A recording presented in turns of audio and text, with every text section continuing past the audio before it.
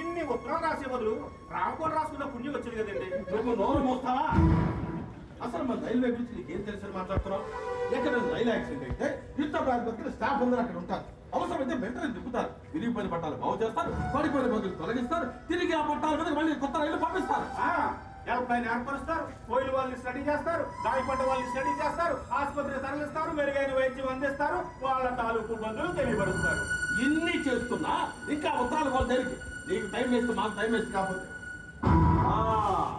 Good evening royal గారు, మీకోసం ఎదురు చూస్తున్నా. మీ క్లయింట్ వచ్చి చాలా సేపు అయింది, ఇంకా మీరు రాలేదేమిటా అనుకుంటున్నారు.